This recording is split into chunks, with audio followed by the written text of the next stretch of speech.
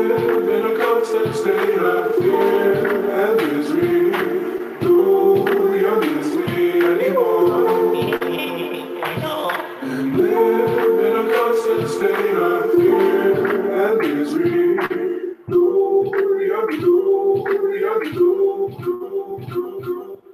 live in a constant state of fear and misery. Do you miss me anymore? And I don't even notice when I grow anymore.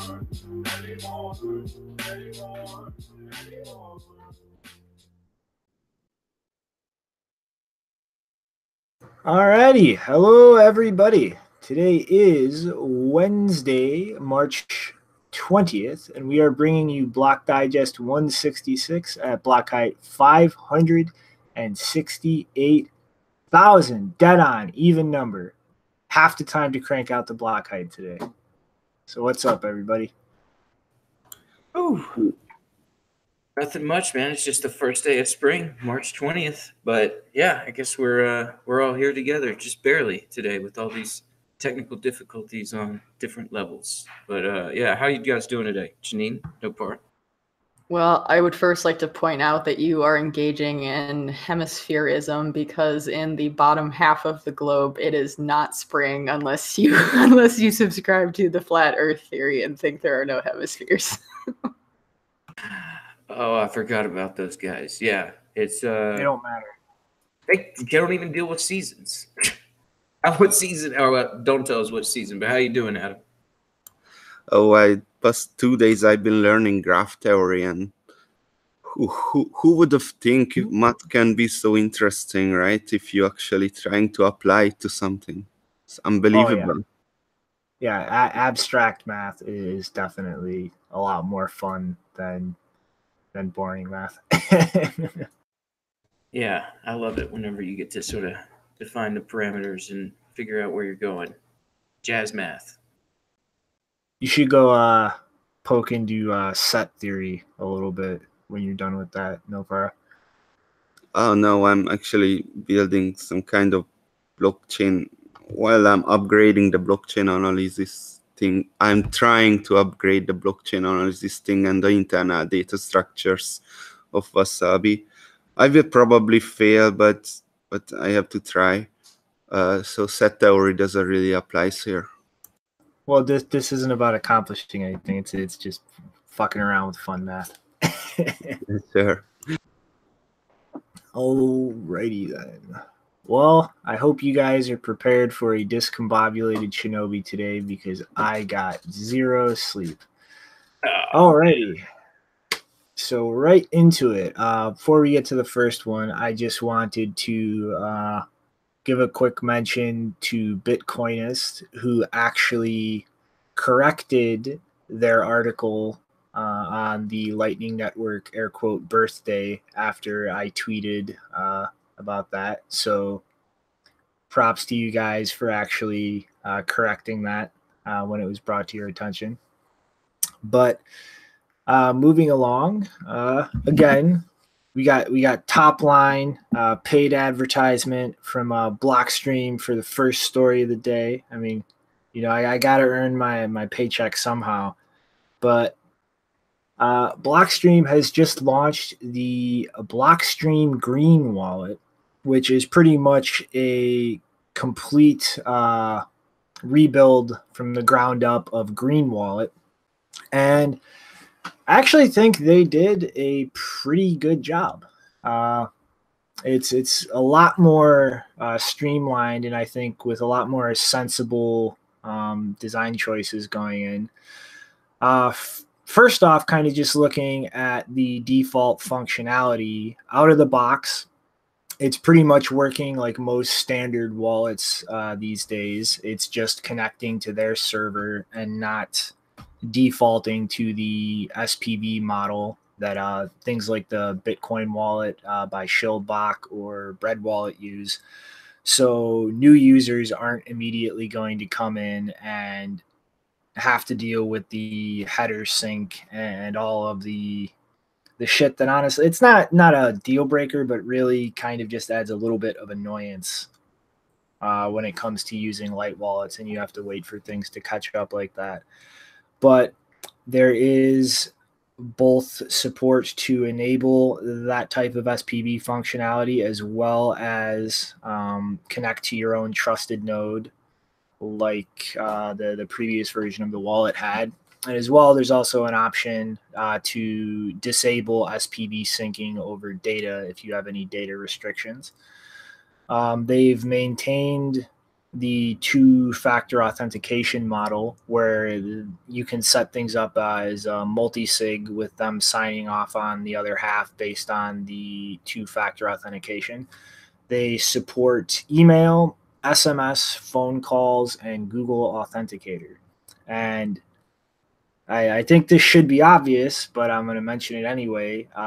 You should really, really think about whether or not you want to divulge the private information that comes along with using a phone number or text messages as your 2FA, as well as the kind of threats that come along with that, such as, you know, your SIM being hijacked or swapped out, or all of the social engineering attacks that go along with that Janine has gone very in depth into multiple times on the show. And it's actually got hardware wallet support, although I'm not exactly clear on how to set that up. I kind of just went through the site and didn't really have too much time to mess around with it. But Larry was saying that it's only supported right now for multi-sig. So the functionality to just have a one-key wallet using your hardware wallet is something still coming down the line. And my personal favorite thing is the Tor support. The main menu before you actually load up a wallet that you have stored or generate a new one, there is a little drop-down menu under the logo to switch between mainnet and testnet, as well as options for connect through a proxy or Tor. And so you can kind of cover your privacy base there, at least in terms of hiding your identity, if not coin linkages from their server. And one last neat little feature is you can actually restore other mnemonic seeds in the wallet other than the main wallet stored on the device temporarily. So like you can plug in a new mnemonic seed without having to reset the wallet or delete the current one stored there, and just use it temporarily without that being stored permanently on the device. And so, you know, I think this is a lot more stable and streamlined compared to previous versions of Green Wallet. And they have a lot of things that they are kind of working on to push down the pipeline, such as, you know, hardware wallet support for single addresses. There is liquid support coming down on the roadmap so that you can manage Bitcoin that you have on the liquid network, or other assets if you want to tinker around with or manage any issued assets that you have on liquid as well. And so, you know, it's not something with like a crazy feature set or anything like Samourai, but it's, you know, a nice basic wallet that's pretty solid and kind of worked out a lot of the kinks that previous versions have. And so, I mean, personally, I'm not going to be switching from Samourai to this as a mobile wallet myself, but it's still a pretty solid wallet. And, you know, being available on Android and iOS, I would definitely consider this as an iOS user who doesn't have access to Samourai as of right now. But there's my paid review, and I really hope that all of you goofuses listening can hear the sarcasm in my voice. Oh, man. So I know that you got paid for it, but I'm not trying to say any criticism. It's just a general note on two-factor authentication. That lately I reviewed it, and man, it's so problematic from a privacy point of view. Every time you use your wallet, you tell someone, whatever is the two-factor authentication you are using, like Google Authenticator, you tell them that you are going to use your wallet. Man, I don't know what to do about it. I wanted something similar to Wasabi, but I couldn't really find a good solution. I mean, it's all about like trade-offs. Like, you know, that even from before Blockstream acquired Green Wallet, like their whole like design goal was to have something that kind of was more noob friendly and gave people like that extra layer of security that comes with that, and like the ability to kind of, you know, save yourself from fuck ups at the kind of trade-offs that comes with. Yeah, I mean, normally I don't use Google Authenticator for any 2FA stuff, but I assume that using like a hardware device for the 2FA is not an option for phones, because I don't think any of them have the same ports that would work for that. So Google Authenticator is probably one of the only options for a mobile wallet, but obviously for Wasabi, you could use a YubiKey or something like that. So I was thinking fingerprint. That is a bad reputation, but if that never leaves your computer, then it doesn't really matter. I don't know. We can move on from this. No, I guess, yeah, you're right. A biometric, like just your fingerprint, that doesn't sound that bad. But yeah, what about a tracer? Like, I mean, if it's got hardware wallet support coming down the line, you think maybe that would, isn't that a 2FA device you could use? Yeah, I think that works too. Yeah, I think. And also, like, if you really, I mean, like, I use Google Authenticator for a lot of things as a backup to my YubiKey. But like, if you really want to steer away from that, I mean, you could always just use the email address as the 2FA, but secure the email address with a hardware token like the YubiKey. And so that way, kind of like. Well, no, I'm saying because like you would use the email as the 2FA for Green Wallet, and you would get the code through that, but you could secure your email account with a YubiKey, so that But you you kind cannot of get emails in a private way. Well, yeah, you can. You set up a VPN or Tor, go register a fucking email address at some random place, and just don't connect to it over the ClearNet. It doesn't matter. It's like still a pseudonym. It's still the same pseudonym, right? That's well, yeah, I know, but problem. that's part of like the whole like trade-off in this feature. Like this whole thing is designed for like people who are okay with that bit of a trade-off for like the extra security. And I mean, like there's actually I completely forgot to mention this, but they still have the feature from older versions where you can actually set like a spending limit.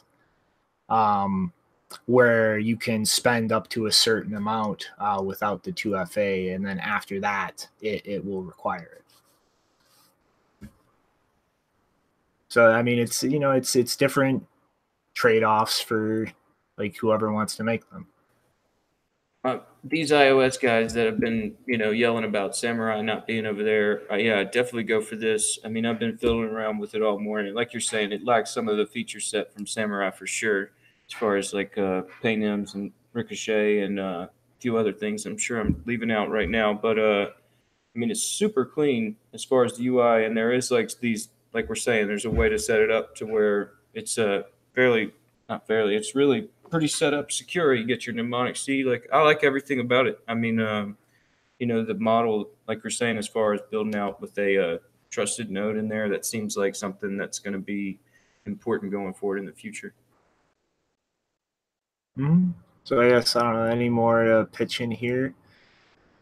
And Stop into Crypt, I see you in the chat. If you mention Blue Wallet again, I'm gonna lose my shit, and I'm going to derail the whole show going on a giant rant. But if there is no more comment on Green Wallet, I guess you want to take us into the next one, Ginny? Yeah, so we're already on Faketoshi. Yes. So, ladies and gentlemen, it appears that Professor Faustus has been dragged off the stage by the Blockstream and Core/Lightning Devils, aka he has been removed of his Twitter followers and suspended from Twitter as of, I think, March 17th. And on March 17th, he wrote a Medium post to say that the people with Twitter are criminals because they have allegedly violated the Digital Millennium Copyright Act, DMCA, in the United States and the General Data Protection Regulations, GDPR, in Europe for allowing a bot to repost his tweets, which he says are copyrighted. He continues that organizations such as Twitter should understand that their organizations are, wow, he's terrible at writing. Organizations such as Twitter are liable when they fail to take action. Doing so is not censorship. It is protecting the rights of the copyright holder. Free speech does not mean other people are free to steal your works. Free speech does not mean privacy can be abrogated to the dustbin of the internet socialist system that seeks to create the tragedy of the commons on a grand scale. He then proposes that Twitter charge micropayments for tweeting as a way to combat trolls. And, you know, this is a groundbreaking idea that we have never heard anyone say ever, which means I'm sure that he has a patent coming down on his very long belt of stolen ideas, because, you know, charging micropayments for tweets is such an original idea that no one else has ever talked about many times before. But on March 19th, yesterday, he made a second Medium post to say that he was planning to sue Twitter for DMC violations. Let me go to the part where, yeah, he says, Twitter has decided to suspend my account. It is part of their attempt to allow systems that bypass security controls and act illegally and criminally. I think you can say illegally without saying criminally, whatever. Anyway, terrible writing. To promote agendas such as the promotion of securities by unauthorized parties. Twitter is funded by people such as those using XRP and the sham Bitcoin copy or airdrop BTC that is funded by the most criminal group, Blockstream. One of the bots in particular is directly coded by and linked to Blockstream. It is part of their fraud, propagating a false version of Bitcoin that is designed to allow Lightning purely to bypass security controls and logging as required by the Bank Secrecy Act and to enable a system that doesn't log on chain. Woo, that was a lot of allegations that are quite interesting. Especially the part where it's like, Blockstream got me suspended from Twitter. First of all, I want to point out, because he says that like a bot copying his tweets, I think everyone knows who he's talking about. There's a Twitter bot called Faketoshi bot, and it basically has been reposting his tweets because he makes his account private a lot of the time, and people still want to be able to see what he is saying without actually following him. I'm in that same boat. And so I want to start off by saying that if anyone actually thinks that making your Twitter account private really counts as a privacy feature, I don't consider anything that I tweet on Twitter to be private, even if I did make my account private. I would say it's not so much a privacy feature. It's more of a, you know, if you want to know who's following you and you want to be able to stop people that you don't want to see your tweets from following you.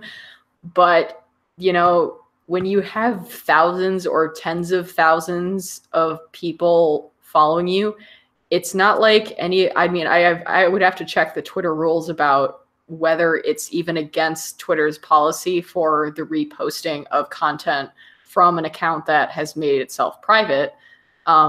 It's possible that's the case, and maybe that's what he's arguing, but I don't know if he has any ground to say that it has violated the Digital Millennium Copyright Act.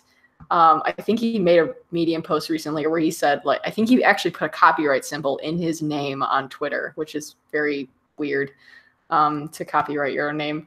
But yeah, so when you make your account private on Twitter, it's more about who is it private to. It's not private to anyone working at Twitter. It's not private to anyone who's not following you, because all they have to do is ask a person who is following you to take a screenshot and you're done. You can do that with any system, but of course with Twitter, it's really easy to do that because all you're doing is stopping people from following you. Also, I think if Twitter were to take this seriously at all, I don't know if they are, but they could counter by saying that he has made a false claim of being a lawyer in his Twitter bio. I think it's actually, it's not there anymore, but he used to have it, or it might still be there. I don't see it on the page, but he used to have, oh, yes, it is. In his bio on Medium, I think this might have been also the same on Twitter, he says that he lists himself as a lawyer, a banker, an economist, a coder, an investor, a mathematician, and someone involved in statistics. Guess what? It is illegal in a bunch of countries, including the United Kingdom, where you claim to have these like privacy rights regarding your tweets. It's illegal in the United Kingdom to claim to be a lawyer if you're not actually a lawyer. That's a criminal offense, buddy. So good luck with that. Yeah, Craig is a complete and utter moron. I watched an interview yesterday with him on some Bcash Tard show, and he claimed that like what's the two stupidest things? He claimed that there is no way that you could lose a pre-signed transaction but still keep your keys. So there's no way to like still have your word seed backed up and lose data on a hard drive. He claimed that was impossible. It would never happen. And then he tried to claim that, what was it? He tried to claim that check lock time verify was included in Bitcoin because people were worried about losing unlock time transactions that were pre-signed. And he's a moron. Like it was included because there is literally no way to prove and enforce an unlock time transaction that can't be double spent without the time lock because it's just encumbered to the transaction and not the output. It was included so that you could guarantee the output can never be spent in violation of that time lock. Like he has no fucking clue what he's talking about. He's a moron. Dare I say he's a fraud.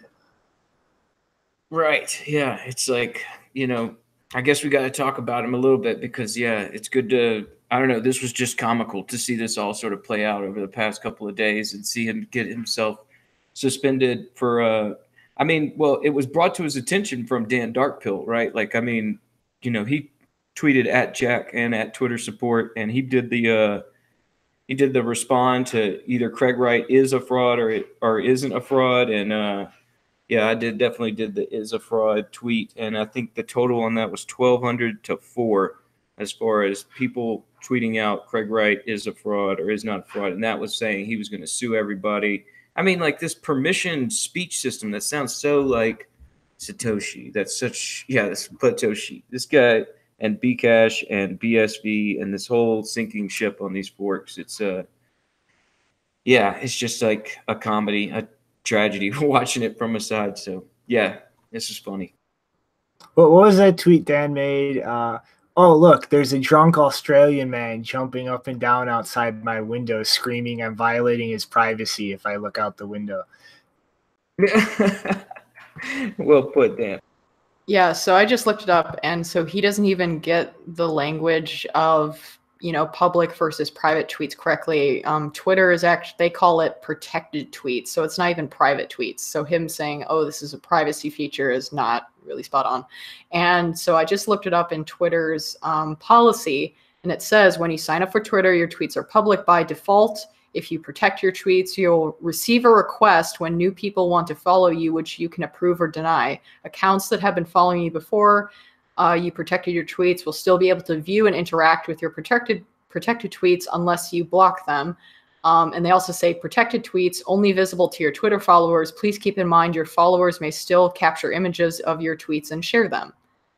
So basically all that you do when you make your account protected is you're making it harder for people to follow you, or maybe decreasing the chances of other people being able to see your tweets that you don't want them, or people that you don't want to have seeing your tweets.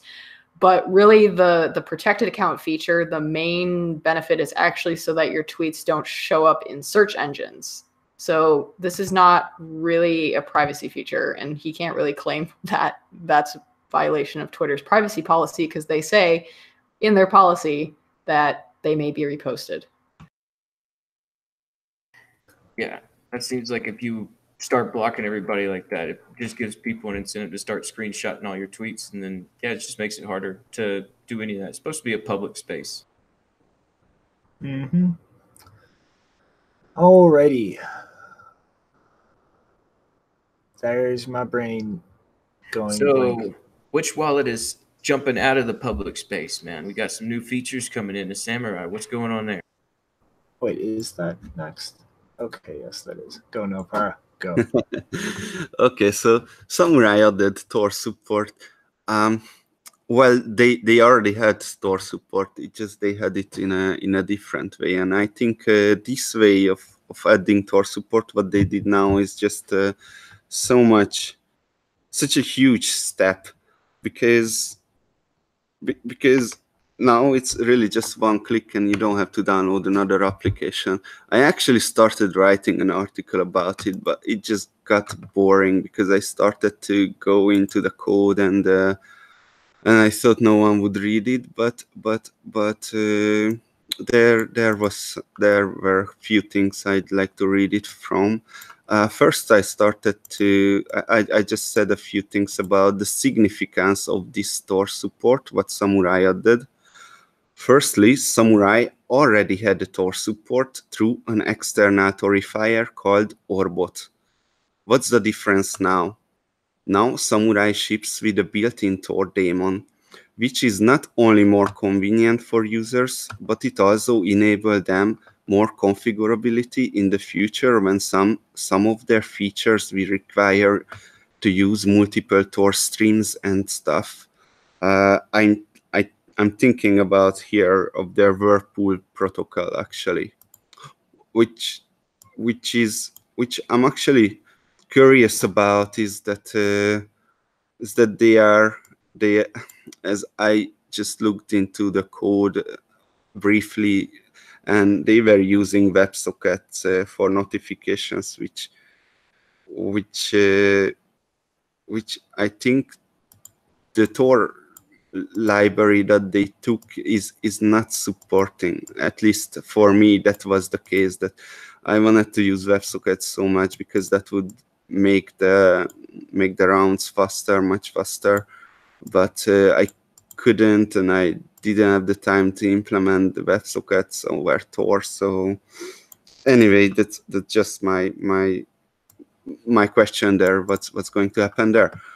Okay, but stepping back from the micro to the macro, Tor support means you don't expose your IP address anymore to Samourai's backend and whoever else your wallet communicates with. I think no, they don't query any other backend, only their own backend. I know very long time ago they were doing blockchain info, but I think right now they are doing nothing as only their own backend. So there is the confidentiality there, only to them. Their server can still link together your Bitcoin addresses, but they cannot figure out who you are now because your IP address is hidden, which is important because if you already had a Samourai wallet, then you might want to create a new wallet now with the Tor turned on, and you should never turn off the Tor because that would make you de-anonymized, right?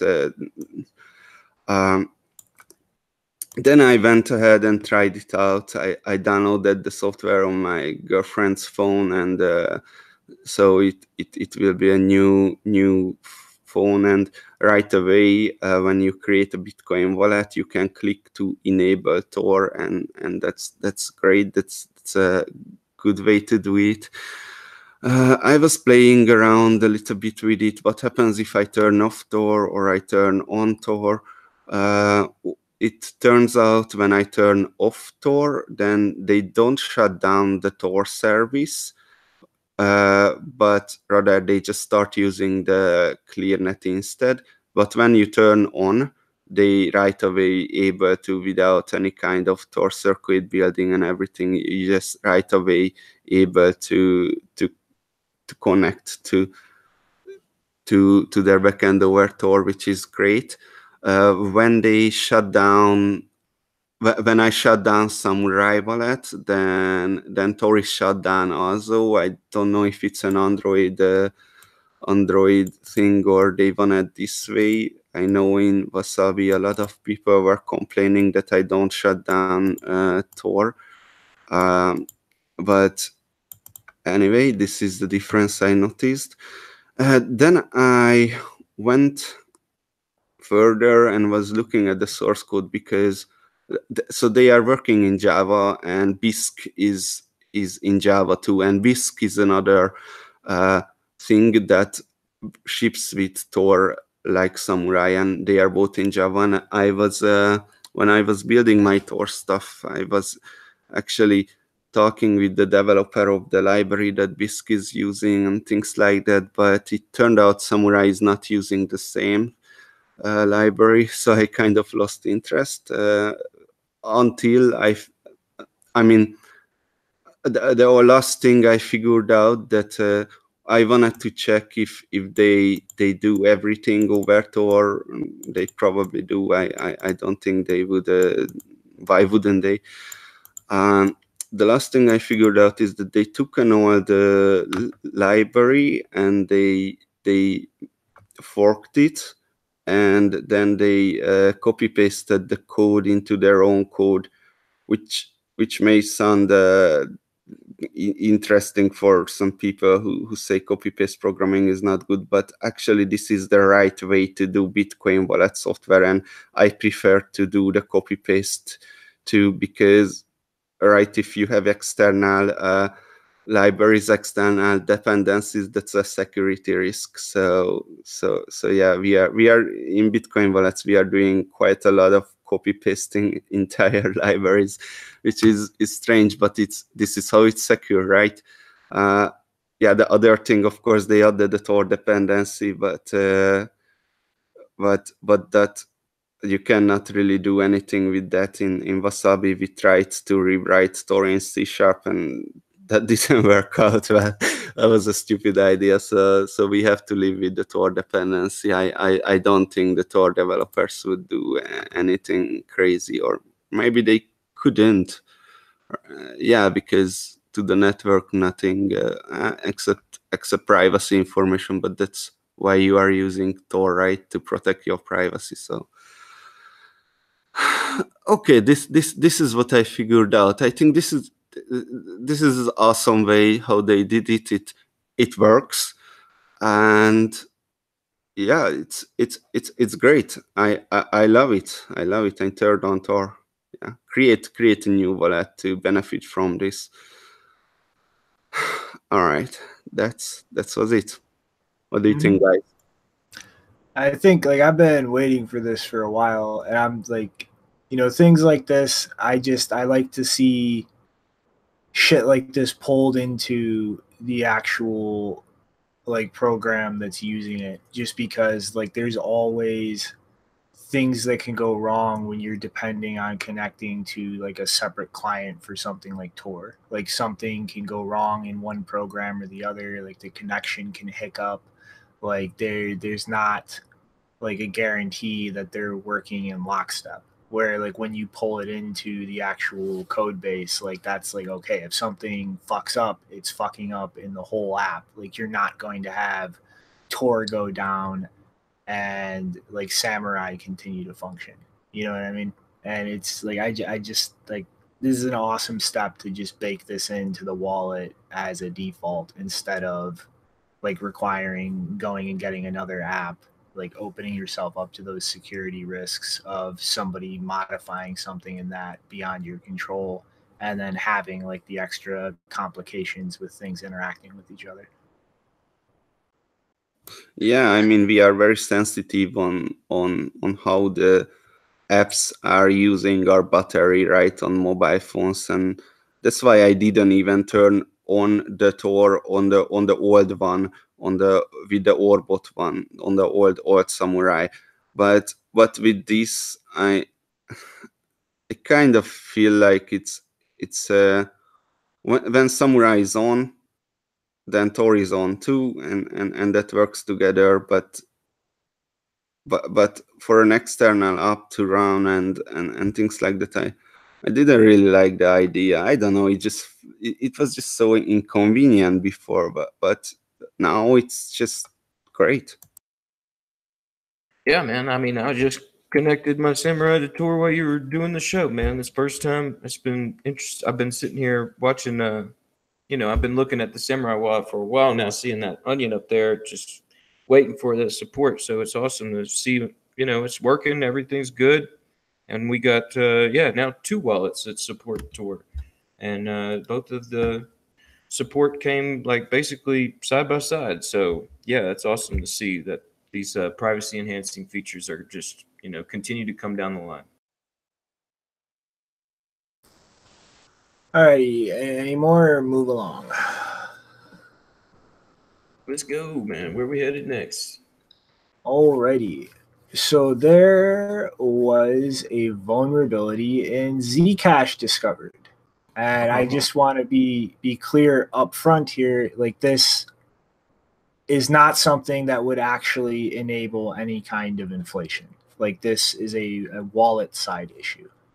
But like, in short, the general gist of like the Zcash transaction model for shielded stuff is you effectively have like they call like the shielded equivalent of a UTXO a note, and that creates a commitment to that, which effectively gets logged in its own Merkle tree tracking everything to show that this exists now and it's unspent. And in the spending process, you actually create what's called a nullifier to like null that out and show that it's spent. And both of these things are kind of kept in this tree to keep track of what is or isn't spent. And the spending process always has to involve kind of nullifying a previous commitment. But the issue here is kind of in the process of a wallet getting the information necessary to view the actual amount in that transaction versus the commitment.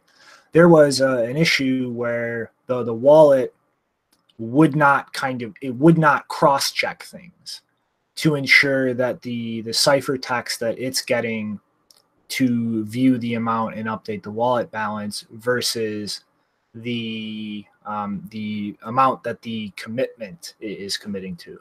And so it was kind of an issue of like in the code base, like it was assumed that the lower level consensus shit is cross-referencing those things before the wallet takes over.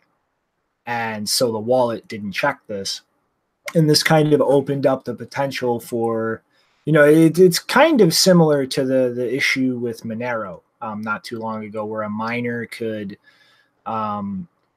mess with commitments in a Coinbase and trick a wallet into thinking that it received money that wasn't actually there, even though like it's not like spendable. And so this issue, like you could be sent money in the old Sprout style shielded address, and your wallet would see a balance and count that, and you wouldn't find out that it's invalid until you actually try to go to spend it and you see that these two things don't match up. And so they kind of rushed out an announcement yesterday, and the new version of Zcash that's going to patch this is coming out the 25th, I think. And in the meanwhile, anybody who wants to can just manually compile the new daemon with the fix for this. But it kind of goes to show like just the more cryptographic complexity that you introduce into things, like the more opportunities there is to screw something up, even if it's not at like a systemic consensus level where you can inflate or damage the system. Like you can still have these like local issues where like, even though I'm not actually inflating the coin supply, like I can trick you into thinking you have money that you don't have. And, an interesting thing I kind of want to point out here is Gregory Sanders actually pointed out on Twitter in response to this that Liquid was actually vulnerable to almost the exact same bug 3 months ago, except it was compounded a little bit with the fact that there's Bitcoin and other issued assets on the sidechain. And so like they found this issue and patched this like 3 months ago. And, you know, as much as I kind of want to go, oh, look, Zcash, it fucked something up, fuck the shitcoin. It's like that same kind of issue was present in Liquid. You know, something developed by much more competent people, built off of a much more like solid and up-to-date code base. And it's like, you know, these kind of things are why like I am very hesitant to support something like confidential transactions or introducing like things based on zero knowledge proofs into the main Bitcoin chain, because the more complex you make things, the more ways that you can fuck something up. And it doesn't all have to be fucking something up at a consensus level to really have a negative effect on people. Only if you are a shitty programmer. Blue wallet. Some Stop using it. Some programmers like me never make any bugs.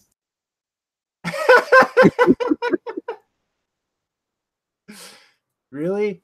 I seem to remember watching you try to fix a whole bunch of bugs last year. That's a feature. Oh, this is where the Zcash Foundation, or wait, they're not even called the Zcash Foundation. What there is, the electronic coin company now. They, yeah, this whole idea of just being able to create this little closed source system where, you know, you're going to be able to put everything out. You're going to dictate where things are go. And I mean, there's always going to be somebody coming in there to show you something that you haven't even looked at. That's the biggest problem with, you know, yeah, going through all this code and compiling it, and the next thing you know, there's something you missed, and that's where, yeah, open source thrives. I don't understand how that's supposed to actually. There's always gonna be a problem. It's like one thing I found really kind of funny is literally all of the Zcash people were tweeting out notices about this, but the actual Zcash Twitter account didn't mention it once.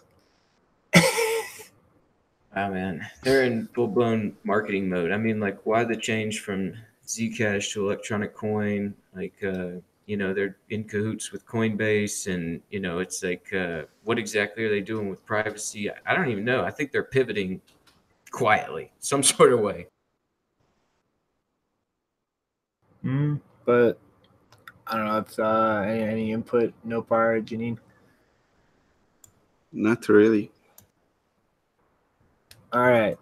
Down with confidential transactions. But you want to slide along to the next one, Rick? Yeah, so it looks like Bitmain is making some last-ditch efforts to eke out some sort of profit with yesterday's announcement of the Antminer Z11. It's Bitmain's next-gen Zcash miner, which is set to replace the Antminer Z9 that was released last spring. Some quick specs for the miner, and these are just as advertised, which at this point in Bitmain's history, I take that with a grain of salt. But it's built with a 12 nanometer chip using bare die tech for better heat distribution, and then it has a hashing power of 135 ksol a second. That's kilo solutions per second, and that's 3 times more powerful than the Z9. Then it has an energy efficiency of 10.5 joules over ksol, which is a 60% efficiency gain from the Z9. Currently, they're listed on the Bitmain store, but there is no definitive ship date yet, so you can't place an order as of right now. And at the bottom of Bitmain's blog post on the Z11, it makes the following statement, quote, "To preserve the Zcash community's value around security, reliability, and accessibility, Bitmain had previously tweeted real-time updates to ensure more transparency and will continue to provide shipping updates of the first batch of the Antminer Z11. These commitments to transparency will continue to provide the Zcash Foundation and community with the security, reliability, and accessibility they desire of manufacturers, close quote. Which this all goes back to shortly after the release of the Z9, that blog post does about transparency in the spring of 2018. And at that time, we had seen the release of Bitmain's Monero ASICs months after the hash rate had spiked, which led to this heavy speculation of mining before shipment to customers. Also at that time is when I asked Zoku at Twitter HQ, he had a presentation there. I asked him if about how he's going to be able to avoid ASIC development, because at that time they were talking about ASIC resistance as being something that they were trying to achieve. He bumbled through the explanation of the problem to try and avoid ASICs, and then sort of faded off when he came to the concept of miner-developer collusion. That night, he was visibly stressed out, and I think that he had a lot to do with trying to control his ecosystem. I'm thinking at that time, Zoku and the Zcash Foundation with Bitmain may have come to the conclusion that trying to develop the best ASIC together was the best route to control the mining ecosystem. I'm sure he was also stressed at the time, because I think that's also about the time they found out about that hidden inflation bug, and which we covered not too long ago. So yeah, with Zcash tied so closely to Coinbase and Bitmain, it's not looking too good for that network. And this fulfillment of the Zcash order might just be Bitmain's last gas. I don't know. We'll have to see. What do you guys think of this announcement and these new miners from Bitmain? How many did they build? Like 200? We haven't seen anything like that yet. I think it'd be hysterical if Zcash forked out ASICs again. Yeah, that would be comical. I doubt we'll see it. So I've been thinking about these altcoins. Always try to avoid ASICs, right? Like every altcoin has this in their design goals, but it just ends up ASICs being built up in a slower pace, which might not be the right goal, is it? Maybe the right goal would be to make ASICs as easy as possible to be built out, and then one or two manufacturer can give it out to the whole world. And that might, you remember the 21 vision, right? When everyone will have a mind. Hey, it's still a vision, man. Everybody in the world is going to have a butt box. But we will. Yeah, the problem with that was that we never achieved the what is this 7 nanometer, the theoretical limits. We still did not achieve it. I'm not sure, is it something consistent that we are never going to? We are always just going towards it, or we really never achieved the perfect miner, right? So that's what I've been thinking. It's nonsense. Like that whole idea is nonsense. Like it's just Pareto distributions. The ASIC like resistance you idea? will always have just like the butt box idea. You will always have a tail end that is where like somebody runs cheaper electricity prices in bulks. Like that was a delusional idea to think that like people running miners in their homes could ever be more than a tiny majority. Like that was delusional. I see, but so you think that altcoins are rightfully targeting the as hard ASIC resistance as they can do? No, I think they're idiots. Of your thoughts there. No, I think they're idiots. Like mining is going to specialize. That's what it's going to do. You count on it being well distributed amongst specialized players. Like the idea that everybody's going to mine, like that's a pipe dream. That was never going to happen. Absolutely, man. I think you're right. No part about, the better route is just sort of having basically an open competition and not trying to you're just going to slow the development, and the quicker the competition ramps up, the quicker your mining will decentralize those ASICs, because ASIC development itself is kind of a naturally centralizing effect. But the quicker the people have the specs to build out, I mean, that's why Dragon Mint's open source thing was so big. And, now we're seeing Brains OS, and these things are going to help the mining ecosystem develop, I think. So, but for example, think about me.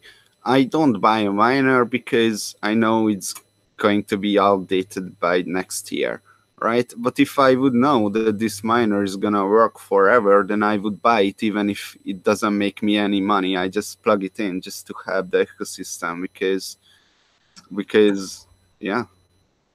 But people even that do then, that. like, people doing that will still always be a minority. I mean, it's scale of economy and Pareto distributions. Like it's just how it works. Not really. If it's not profitable, they are not going to be minority. Well, there's some interesting idea. Like, you remember that idea? It was like you could subsidize a miner with solar power towards people's properties, and then build like a regional pool. And I mean, like, I don't know. I'm thinking far-flung future, maybe, possibly. I mean, no, part that's just not how that works. I mean, like, dude, you look at like the kind of electricity prices that you can get at scale, like around the world. Like, you can literally get like less than a cent in some areas in Iran. Like, you can get like 2-3 cents a kilowatt hour in parts of China, like all over the place where there's excess power. Like, my house, like I pay like, I don't know, it's like 14 or 16 cents a kilowatt. You're literally talking like 160 times like the kind of electricity price is what I'm paying versus what you can get as a large bulk purchaser in areas. Like that will never, like, people at home will never like dominate mining unless we just brick ASICs and try to stop ASICs. Like, it's just not gonna happen. I don't think anybody's saying it's going to dominate it, but yeah, some use case. I mean, like, for sure. I mean, there's a lot of people that do it just because, like, no part is saying want to help the network. All right, so what's this other miner we should be paying attention to? Scam alert! Scam alert! Scam alert! All right, so this is like, I would love to be proven wrong here, but like, I'm just calling it. This is a fucking scam. Although I do want to take 1 second to point out that in the show notes, if you look at the On Miners story, it's a Berkshire Hathaway company, Business Wire, that's covering this launch. I just wanted to point that out there.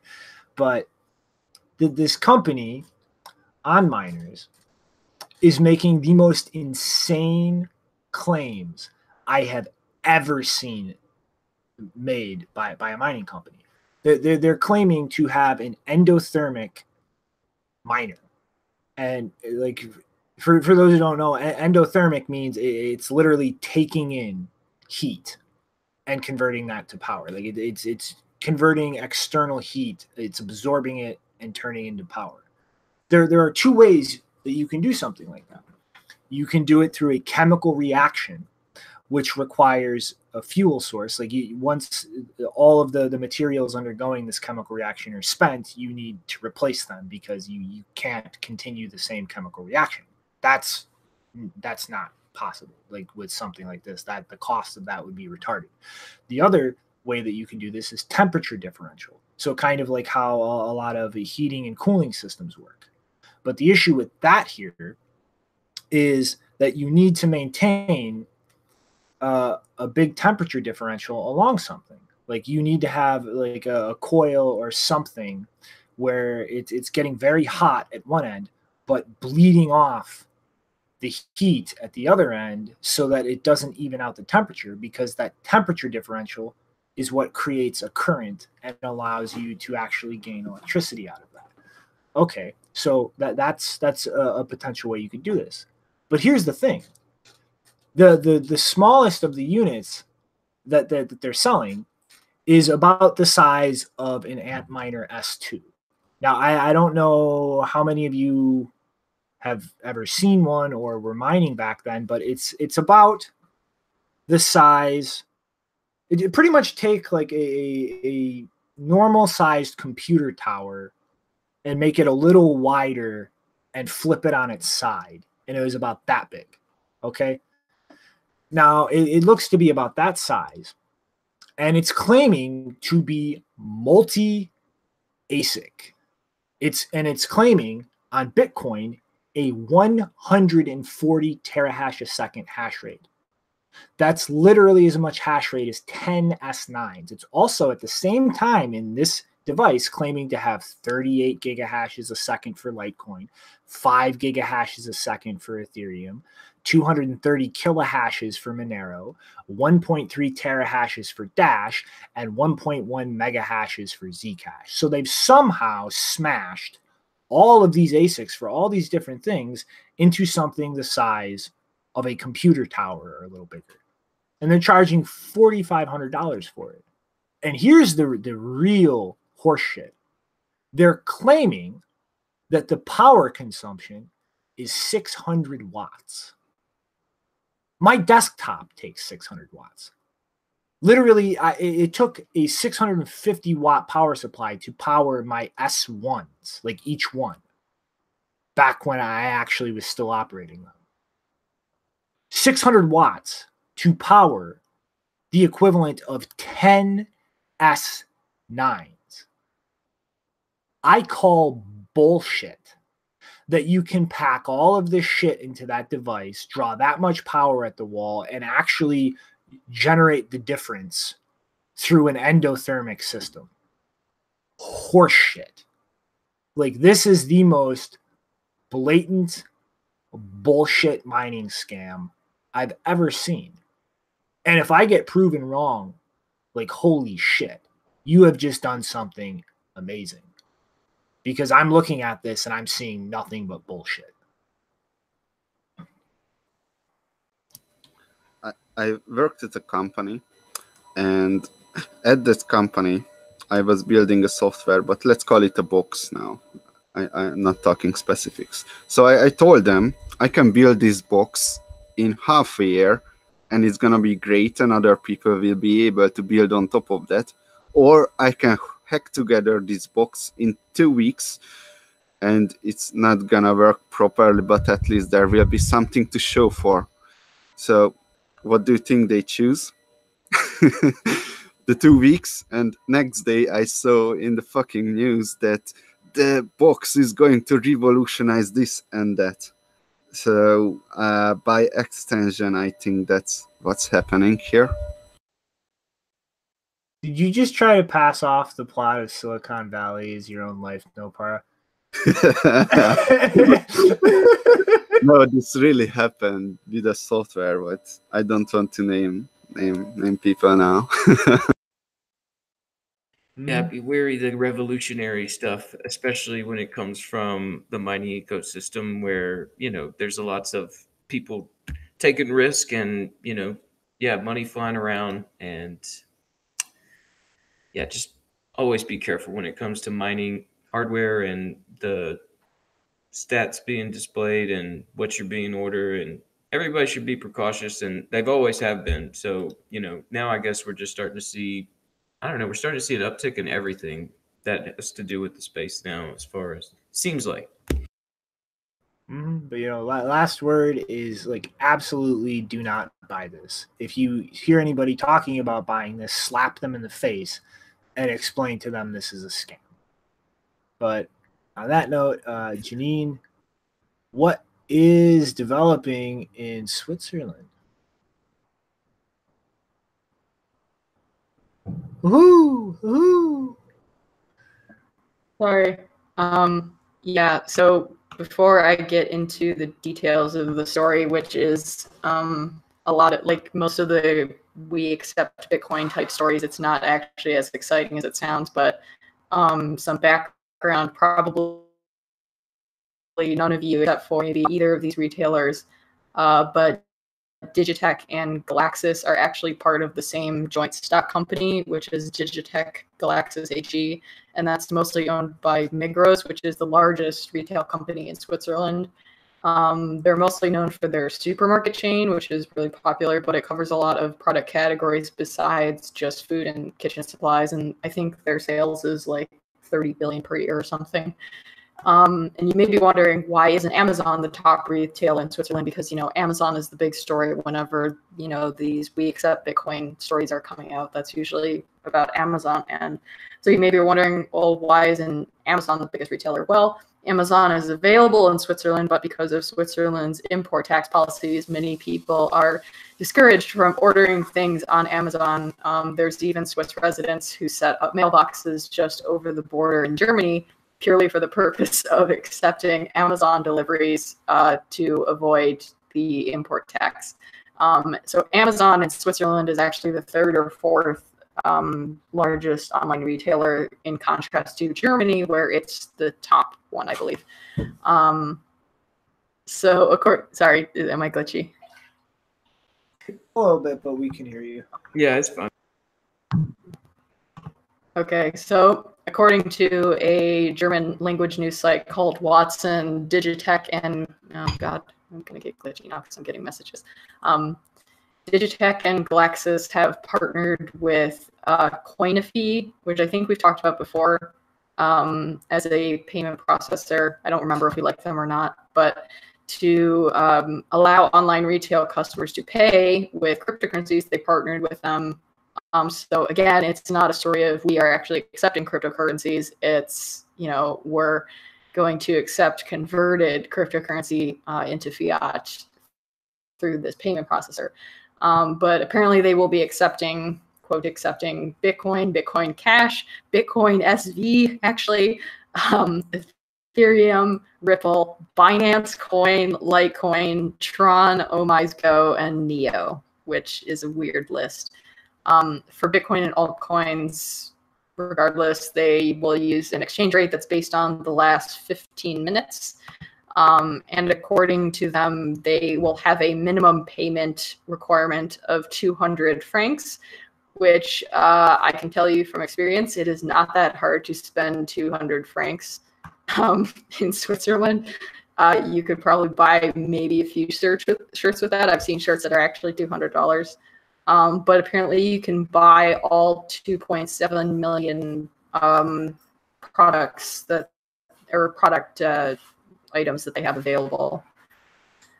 They do have an upper limit of 10,000 euro, which I assume has something to do with, usually there's a 10,000 euro limit on cash payments and such like that. So it's probably related to that law. So between 200 and 10,000 francs, you can buy anything from their online store. Does anyone, because I unfortunately did not look up whether, I remember talking about Coinify before, but do either of you remember what we came to a conclusion about with them? I don't really have any issues with Coinify. Yeah, I don't recall, honestly. I was looking them up while you were talking, and I still haven't really gotten a conclusion. Yeah, but I don't know. My 2 cents is do not spend your Bitcoin here, people, to dump it. But please encourage all the idiots to dump their shit coins and drive them into the ground. Yeah, I mean, I don't know. This idea of spinning something on similar to Amazon, I mean, that sounds like a good, advantage to a bunch of people in Switzerland. I mean, could you go to the grocery store and buy something with Bitcoin before, as to where now you could maybe buy some groceries with your crypto? Well, I don't know, because you can't do it at the physical grocery store. This is just online retail, and I don't know if they have a similar thing with Amazon where it's like offering food delivery.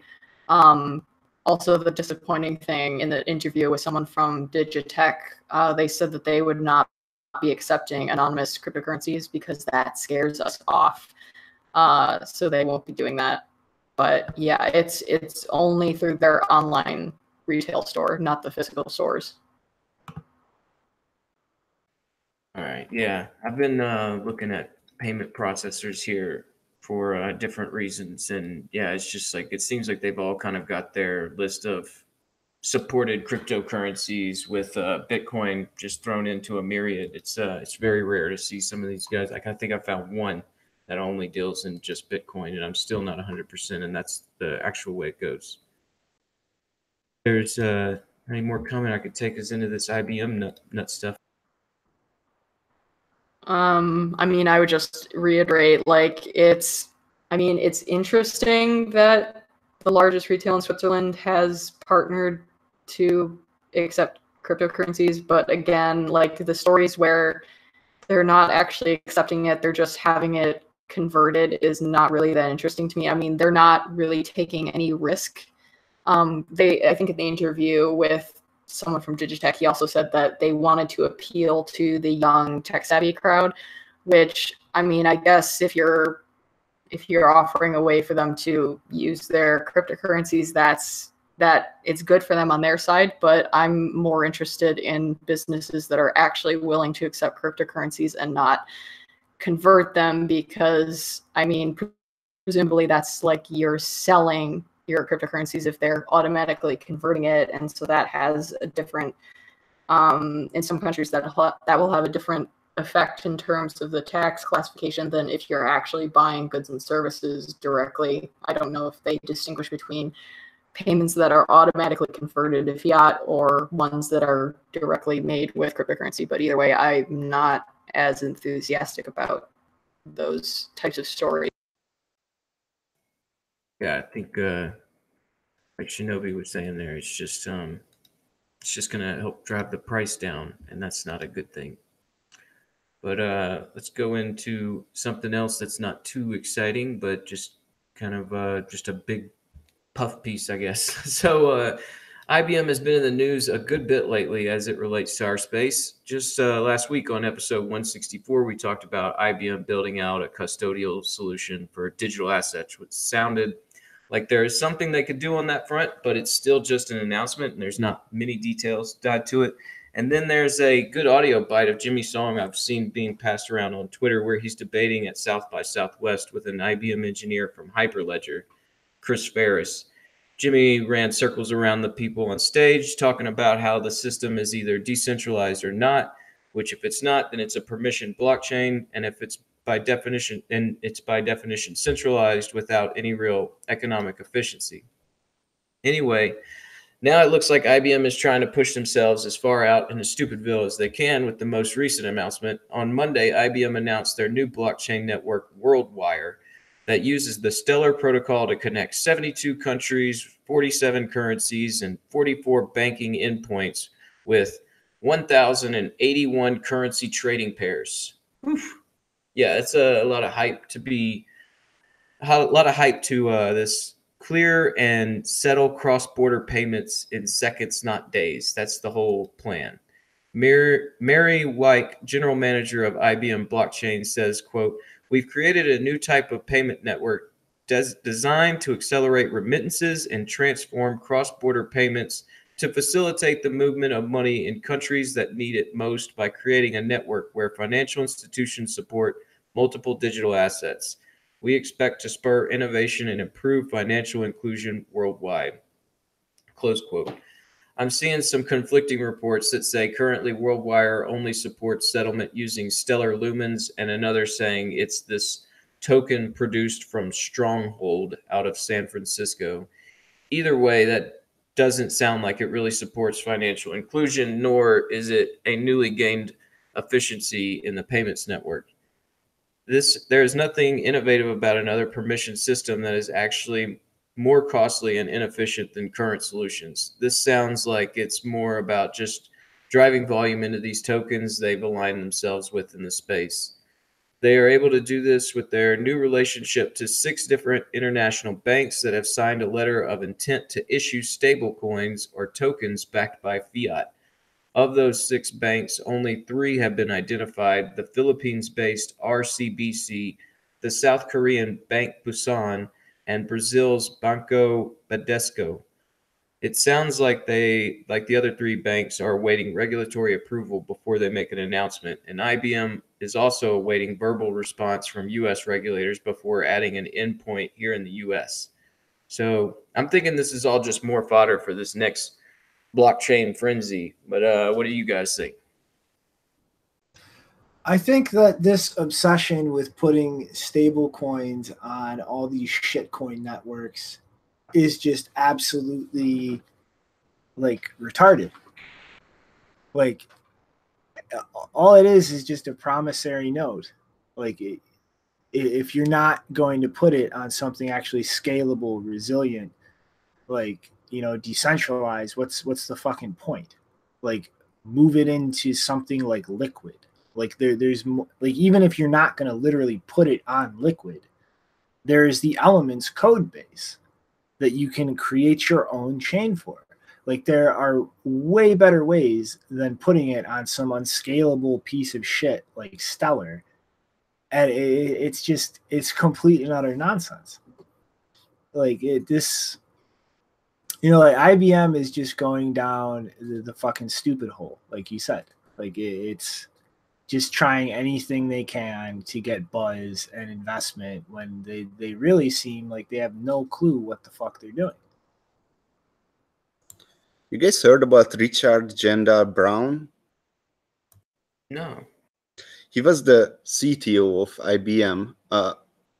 Probably it was a long time ago when I checked. He became a blockchain proponent, and he has a really interesting blog about blockchains. I wonder if he's doing something with this project. And anyway, yeah, he went to R3 as was working there. This was a side note here. So he started to walk down the path towards stupid though.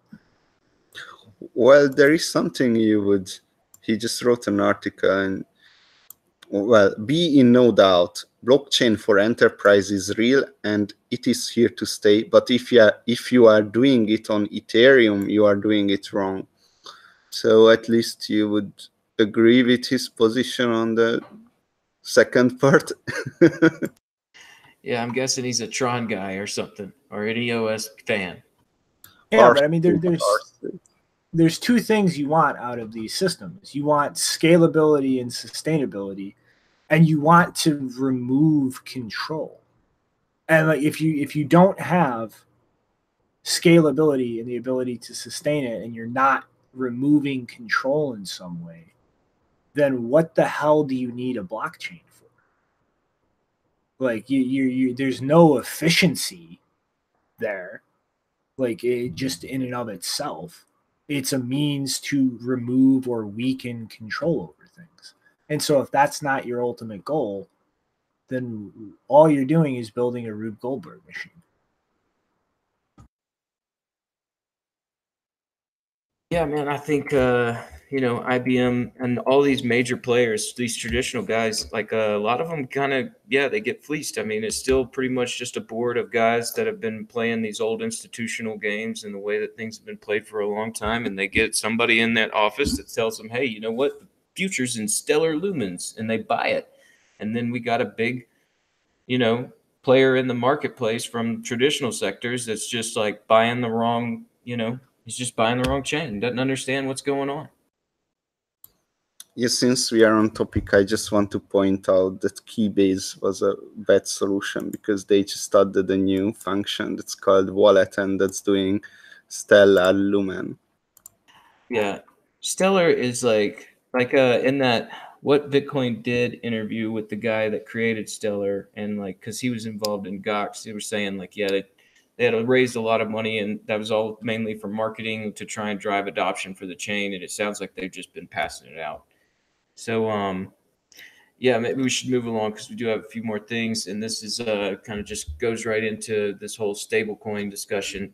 So now that stablecoins are all the rave, the new Crypto Czar is here to throw some cold water on the party. On Friday at South by Southwest, the SEC senior advisor for digital assets, Valerie Schnezpinick, I'm sorry, I should have checked that before I got on. I'm sorry. Said stablecoins could raise issues under security laws. Quote, I've seen stablecoins that purport to control price through some kind of pricing mechanism, whether it's tied to the issuance, creation, or redemption of another type of digital asset tied to it, or whether it is controlled through supply and demand in some ways to keep that price within a certain band, close quote. She goes on to mention how these kind of projects where there is a central party are controlling the price fluctuation over time are getting into the land of securities. Then she has real concern for some of these that are coming out without any real collateral backing them. Recently, a project called Basis that was attempting to brand themselves as a stablecoin had to quickly close up shop after raising $135 million from investors, and then the SEC said it would likely not be able to avoid the classification of a security. Valerie went on to say, quote, "Folks like to put labels on things, but we'll always look behind the label to see what exactly is going on, what's happening. So you can call it a utility coin, call it a stable coin, call it a consumptive coin, or some other coin. We're going to look at characteristics, what's the economic reality, what's happening with the transactions involving the coin, and we'll give it the label that it deserves under the law," close quote. So after this verbal language on Friday, it's pretty surprising to see IBM show up with such a powerful intent to move forward with their bloated stablecoin plans. Anyway, all of this probably has these major stablecoin issuers thinking twice about their setup and making sure everything's up to speed. But yeah, so do you guys have any comment on the Crypto Czar's comments on stablecoins? Yeah, that's like absurd. I mean, yeah, there are a whole number of things you can argue as far as stable coins violating regulations or not allowing them, but trying to argue their security is fucking retarded. They're a fucking dollar replacement payment instrument. Like there is no investment. There is no appreciation in value. There is no expectation of return. Like that's just absolutely stupid as fuck. Like there are a million other ways that you can try and argue stable coins are violating laws or regulations if regulators don't want them existing. But like they're not a fucking security. Like that's nonsense. Agreed.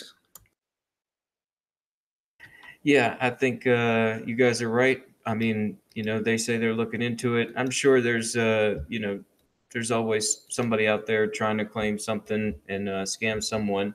And maybe that's what they're talking about. But yeah, we'll have to see as things go along because the SEC really is slow about classifying anything. I think this is all just signaling. So any other comments? Yeah, I just want to reiterate this. Like if you give me $1 and I give you a piece of paper that says I owe you $1, where the fuck is there an expectation of return? Like it's good for nothing except passing around and inevitably somebody coming up and going, give me the $1. Like that's like Jesus fucking Christ. No, I get it, man. That mechanic sounds very simple and definitely not an attempt to try and, sell something to someone with the thoughts of selling it at a higher price. But I don't know what this project Basis came out of. But they said some people raised 135 million for a stable coin. And yeah, I don't know what that was all about either. But anyway, let's get back into some stuff going on in New Zealand. All right. On our first episode back this season, we talked about the disappearance of Cryptopia that happened around the middle of January of this year. At that time, there was a report written out by the New Zealand police about an investigation into an unauthorized transaction on the exchange. Well, now it's been a couple of months into the investigation and the security audit of the system. They're slowly coming back online. As of Monday, it looks like they have resumed trading on 40 different trade pairs and are continuing to expand on this as they clear more coins. Now, I'm not a user of Cryptopia and cannot confirm this information, but according to users of the platform on Twitter and Reddit, there will be heavy haircuts for some coins. In fact, a buzz cut on Ethereum. Spectre Cat from Twitter said, quote, now we know that Cryptopia users who held BTC, LTC, and ETH will receive haircuts of 14% on BTC, 43% on LTC, and 100% of ETH. All other coins they have secured so far seem unaffected, but there are still many more to go, close quote. According to AMB Crypto, the status pertaining to Ethereum on the official platform read that the currency secured was 0% and that the haircut processed was 100%. Additionally, it was also stated that deposit and withdrawal services for all major coins such as Bitcoin, Ethereum, and Litecoin will go online once new hot wallets have been created. After their last update, Cryptopia had stated that the worst case scenario would be a loss of over 9% of its total holdings, but we haven't seen any release statements on exact amounts. A blockchain analytic company, Elementus, said that the exchange lost around $16 million worth of Ethereum and ERC20 tokens, and that the funds were taken from 76,000 different wallets during the initial hack. So there's not much confirmed information here, but it's looking like everyone who's coming back to Cryptopia is going to have some whacked up hairdos when it comes to their account balances. What do you guys think about this? You know, it's so interesting that the mainstream media and the traditional financial system have refined the words for things like haircut to not be so outrageous about what's really happening. Yeah, you're right. Sounds like a really bad time to own Ethereum. Yeah. If you own Well, some, it's not that much money, 60 million. So I don't think that's gonna do. It's not a systemic liquidity risk, I think. I just think it's interesting that they're narrowing haircuts to like individual assets instead of socializing them. I mean, that's yeah, that's a good trend to see. I mean, that could be argued both ways, but I definitely think it's hilarious that Ethereum is the one that got completely wrecked. I guess that's not too surprising. But yeah, that's what's going on with Cryptopia. So, all right, guys, I got one more. It's like a block of my news stories here all at once. Maybe we should mix these up. So, all right. So it looks like we have some good news out of Israel, where on Sunday an Israeli court ruled that banks can't enforce a blanket ban against all accounts linked to cryptocurrencies. This comes as a result of the lawsuit brought against the Union Bank of Israel by Iran miners out of Ukraine. They had an account set up at the bank and all their deposits were refused, and eventually the account was shut down from its relation to Bitcoin. The bank took the position that allowing crypto-related activity within accounts that it managed put them at risk for helping facilitate money laundering. And as of 2014, they refused to provide services related to any accounts dealing with virtual currencies. The ruling court said banks need to consider the specific type and scope of crypto-related activity before determining whether or not to open an account. As far as opening an account, I guess shutting an account is what they meant. Judge Limor Bibi wrote that the bank's policy was too broad and unreasonable for a sweeping ban with all activity related to Bitcoin and other cryptocurrencies. This is following a directive put forward in a report earlier this month by Israeli financial regulators regarding the crypto economy. The report encouraged the government to support crypto companies while emphasizing an importance of disclosure and oversight of the crypto activity. So it looks like Israel is taking a step in a direction that is supportive of the industry, and I hope we can continue to see that. But yeah, what do you guys think of this story? Is this a pretty big deal or just like a little blip of nothing? What do you guys think? They stopped Bitcoin from being banned. As Udi drew my attention to, they have gorgeous politicians. I love Israel. Yeah, I haven't seen those gorgeous politicians yet. Just that Netanyahu guy. He doesn't look so gorgeous to me. Yeah, I mean, this is, it's courts are an aspect of government where things can actually go the right way if you're not living in a totally totalitarian state. And I mean, I think like we've seen this proven a number of times in the ecosystem where countries that still have some semblance of freedom, like some institution, some company tries to do something insanely outrageous and just blanketly sweeping, and through the process of taking it through the courts, like it's just completely overturned, and they're effectively told like, no, that's completely unreasonable, you can't do that. And like, you know, whatever your opinion is about governments, about, you know, your interpretation of rights, like this is an area where there is a chance to actually like fight against overreaching government bullshit. And we've seen it proven a number of times that that can actually be successful. Like this is just the latest incident of that actually being successful.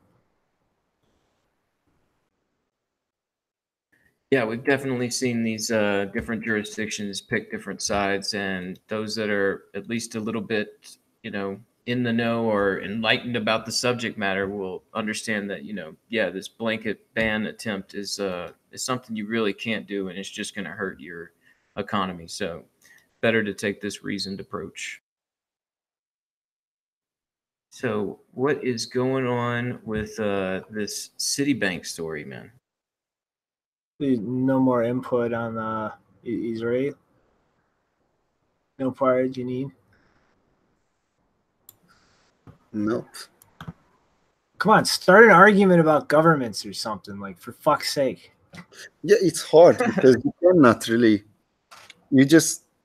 You never have any idea what's really going on, right? So you just makes yourself look stupid because it just never what appears to happen is happening. That's why I don't really talk about these things. Look stupid, yell at people, argue. We got 34 minutes left. Like, come on. Yeah, it was a weird news week. I mean, I don't know. These things usually you see more stories and we can argue some stuff, but I don't know. Not too much to argue on this one. All right, Citibank. So, like, how long ago was this? I want to say, like, a year or more ago, Citibank announced that they were piloting their own cryptocurrency, Citicoin. And if I remember correctly, we actually tried to file a number of patents related to it to try and work out how they could actually apply a cryptocurrency or a blockchain model in their business. And they have decided that this is just no. Like, they're not going to do it, and they've officially shut down the project and canceled all plans of actually trying to continue expanding and actually integrating this into any consumer products or any serious aspect of their business. And it's pretty interesting given that this is kind of right after, relatively speaking, JP Morgan announced the launch of the JPM coin, where they're effectively trying to do a very centralized and locked down stable coin based on the US dollar, with hints at potentially stable coins for other fiat currencies in the future. And I think this is like we're kind of seeing right now one bank that got into this very early and spent time actually experimenting with things kind of realized that this is a dead end. And we're seeing a bank like JP Morgan, which kind of pushed off actually even acknowledging the space, let alone thinking about it seriously, just trying to jump into the hype train without any real forethought or planning. But Citi has pretty much, you know, the gist of where this decision came from is kind of just, it boils down to network effect. Like, and we can already see, like, just looking around at this ecosystem, like why they made this choice. Like we have the Tether, the Circle, Coinbase stablecoin, the Gemini stablecoin, fucking Paxos, all of this shit that IBM is trying to launch on that shit coin, Stellar. This JPM coin, like Ripple trying to do all this crap. Like everybody is trying to replicate their own network from scratch.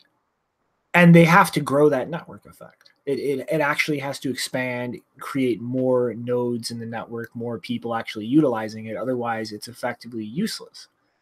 And at the end of the day, like this is like we're literally seeing the internet, the development of the internet play itself out over again. Like Bitcoin was developed. It has dominated everything. It started way ahead of the curve in terms of developing and growing that network effect. And all of this shit competing to try and outdo that, it's like one thing makes a tiny bit of headway in doing that, and then 10 more things pop up to try to compete with it. And like you're not going to actually be able to unseat the thing that has the dominant network effect. And so they've just decided, fuck it. Like we're not even going to try. Like we have a network effect in the SWIFT system, in the current payment processing systems. So why are we going to try and unseat this, create something new from scratch when everybody and their mom is trying to do that and try to replace it when we could just improve upon SWIFT? Like they have it. It has the volume. It has over 11,000 members on the planet. It's processing $200 billion a day. Like, let's just improve this. And they haven't kind of thrown blockchain away completely. It's in this payment context. They've decided it's a dead end and a waste of time because it's just, you're not creating enough of a value add to really try to unseat something like SWIFT in terms of network effect. But where it does make some semblance of sense is not in payment processing, it's in settlement for trading. And like this is, you know, I mean, just look at Liquid. Like this is the whole rationale behind Liquid, is that consistent, like predictable settlement system for arbitrage trading, for asset trading between cryptocurrencies, stable coins, like other kinds of equity or security assets that people may issue in the future.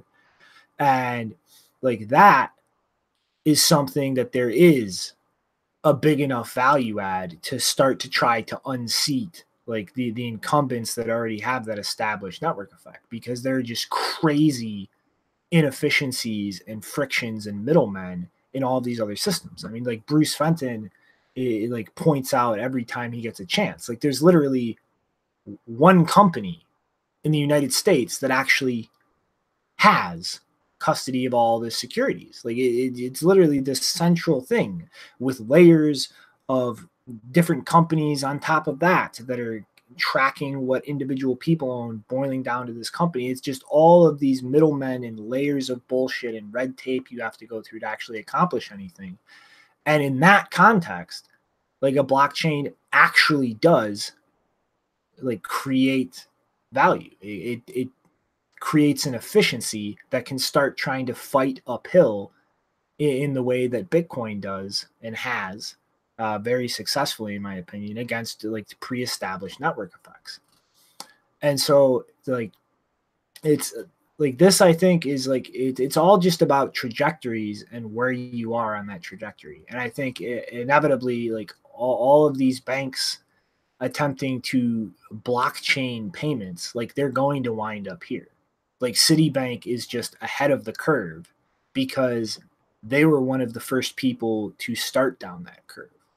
And when you really like look at it and think about it, like I think my logic in this is very airtight. Like it's very sound logic. And I don't think you can actually like in a consistent way with reality, try to argue that what I just put forward is wrong. So one thing there is that, yeah, your logic is very sound there, and you're not going to get any disagreement there. Just one small correction, that JP Morgan is not that new to the crypto space. In fact, I remember in 2013 there were the headlines like JP Morgan files patent for Bitcoin's type payment system. JP Morgan files patent for Bitcoin killer currency, and things like that. And then in 2014, when Jamie Dimon came out that, well, it's just not going to happen. We are never going to allow it. Government's never going to allow it. Then the memes came after that wait, what? JP Morgan is working on a shitcoin and their CEO doesn't like it, or things like that. So it's pretty odd. Yeah. Well, it's but like their involvement was like just throwing patents at the wall, and then like their involvement with R3, which was just throwing money at somebody else and going do something. Like Citibank pulled out of R3 and things like that very early, and actually started building things and testing things in-house, like not just throwing things at the wall and seeing if something sticks. Like, you know what I mean? Like, and then like I wasn't really trying to speak to like their presence in the space at all, but just like actually doing something concrete. Yeah, makes sense. Yeah, I mean, it was kind of surprising to see that Citibank had gone into all this and come to this conclusion. I mean, like you're saying, I mean, they kind of put in the work to recognize that most of the systems that they have built out to, do these payment networks can handle what they're trying to do. And this whole blockchain thing is just a open payment system that, if they try to compete, then they just can't grab the network effects that have already been gobbled up from Bitcoin and that continue to grow. So, yeah, you'll always kind of be in that second race, yeah, now like third, fourth, fifth race, like somebody, I mean, there's the races everywhere now to be different things, but for sure, like their old Swift system and just reworking that sounds like they actually, looked into it and came to the proper conclusion. I don't know how long it'll take other banks to do that. I mean, it's really just like how much money are they going to burn, and how much time are they willing to waste just beating a dead horse for PR purposes? Like it doesn't, like I said when we were talking about the IBM thing, like if you're not trying to remove control to some degree from stuff, then there's literally no reason for a blockchain. Like that's the whole point of a blockchain, is to start stripping away different like amounts or things that an entity has control over in the operation of a system. And like the kind of shit JP Morgan is doing, like they're doing the exact opposite. They're trying to replicate all of the control that they have in the legacy system. Like there's no point to it. You're just adding inefficiencies for no reason. Yeah, let's see how much money they burn. I mean, like, some people are saying like, oh, they're all going to do it. And, like, hey, they're going to burn more money. It's just going to hurt them quicker. So, I mean, they'll eventually either learn or, go the way of the dodo bird. All righty, Janine, I demand a comment. We've successfully gotten ourselves down to 22 minutes left. I demand a comment on this. We're getting that last 2 minutes on this topic. The sexy robot. What topic are we on right now? JP, or no, not JP. Citibank killing their crypto projects in favor of trying to improve Swift. I mean, that's predictable. That's my only comment. Damn it, 2 minutes. I said 2 minutes. I demand 2 minutes of commentary. I mean, I have commentary on a different topic not related to this. That's probably not allowed. Too bad. Okay, I have not slept. I am not taking no for an answer. 1 minute now. 1 minute of commentary on this. That's not how Janine works. It is today. You should read the Okay, manual. so doing this, I sometimes see people commenting that I don't talk enough because like you're not giving me the opportunity to speak, and so I would just like to use this opportunity to speak to say that no one is preventing me from speaking. It's just that I haven't looked at a bunch of these stories, or I have looked at them and I don't have additional commentary. So nothing. It's unacceptable. You left at least like 20 or 30 seconds of dead space. Oh god. Faketoshi is a fraud. Oh man, yeah, that'll work. I mean, I'll just do the uhs until we get to this minute is undone. Done. All right. Fascist fist down. We're moving on. So, Grubles has brought something pretty fucking awesome to Twitter's attention, which caught my attention.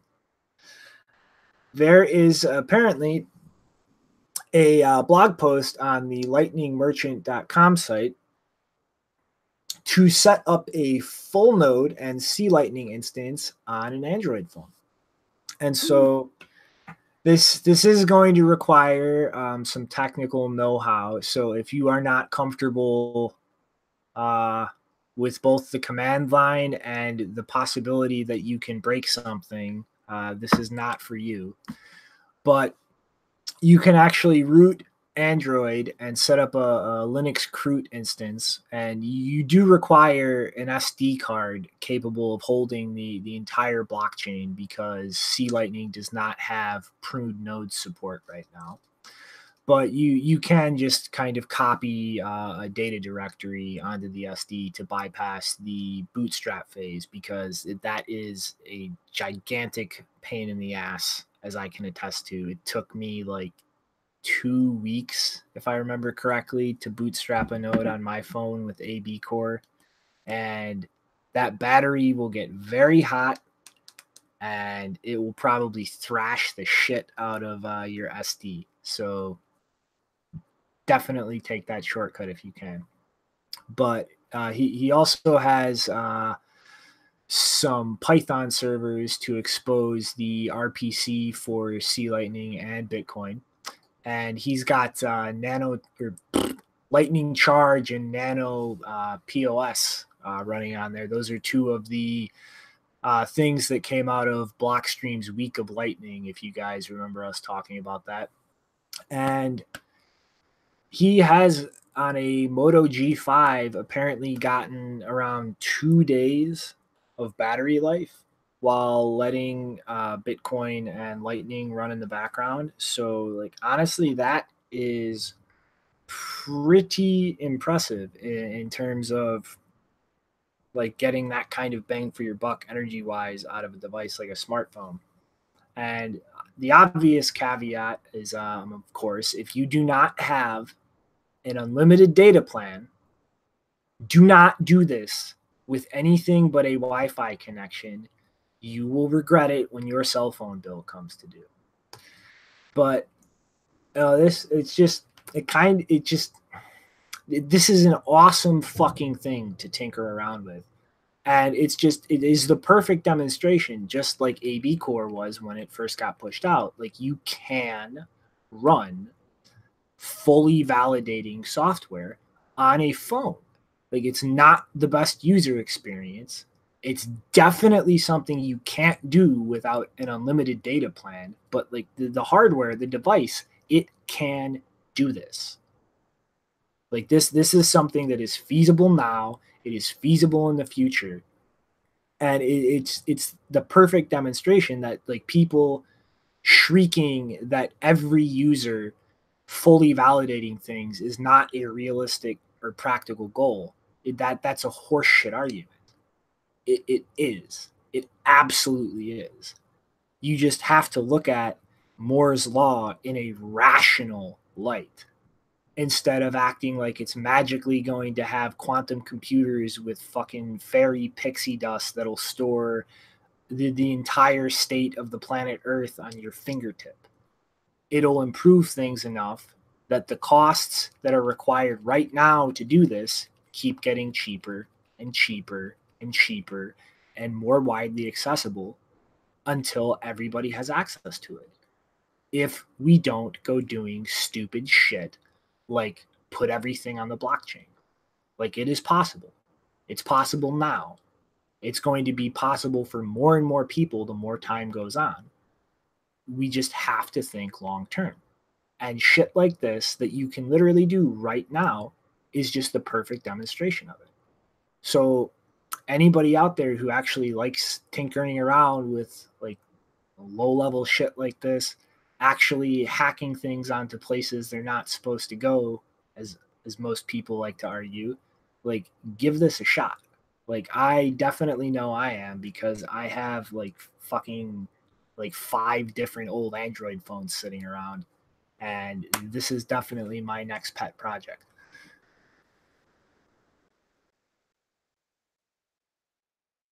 Yeah, man, it's pretty cool to see a fully validating mobile device. I mean, like, that's one of these things that, you know, people have been saying it's like a unicorn out here. Like, how are you going to get this thing into a way where you could fully verify these payments from your smartphone? And I mean, like, here we go. We have it set up. I, you know, wish I had all the little pieces together. I'd definitely throw it.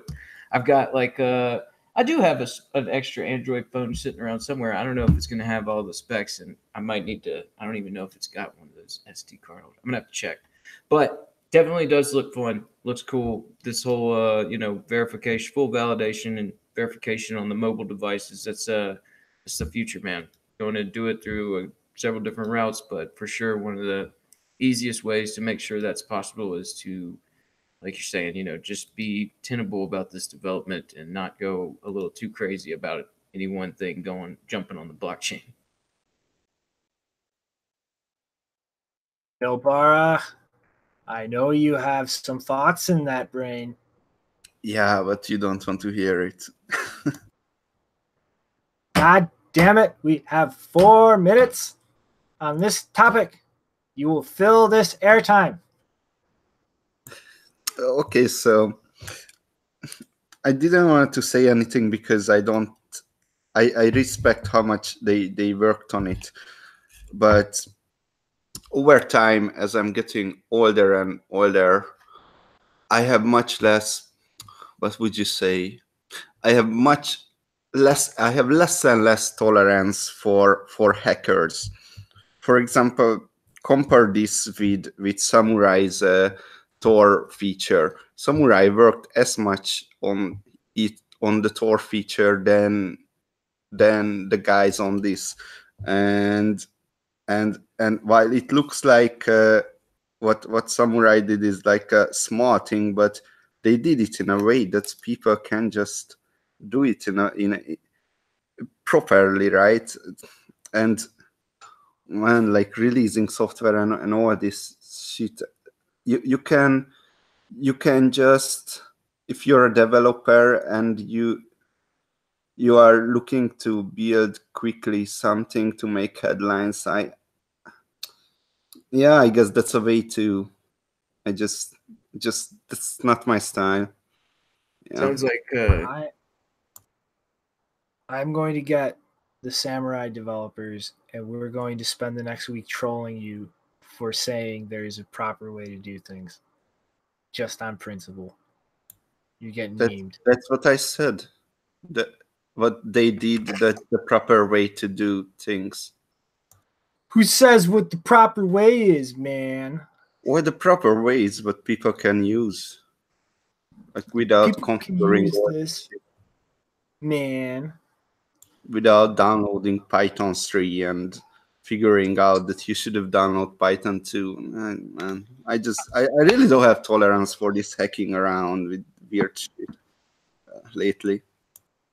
Sounds like you just got the issue of the attack surface of the mobile device. Is it like where if you got the hardware all built out and the software built out, you could kind of limit that? I'm gonna take wasabi and put it somewhere you don't think it should go, just to fucking push your buttons. All right, dude. I You mean, need some sleep, man. I mean, look, wasabi is only for self-defense, but whoever does anything with wasabi is not up to us. So it's up to you what you're doing with wasabi. It's up to me where I put my fucking Sea Lightning client, punk. Okay. Yeah. Alrighty though. I think we stretched that out long enough and silly enough. Yeah. You want to take us into the update on the Suredbits, Janine?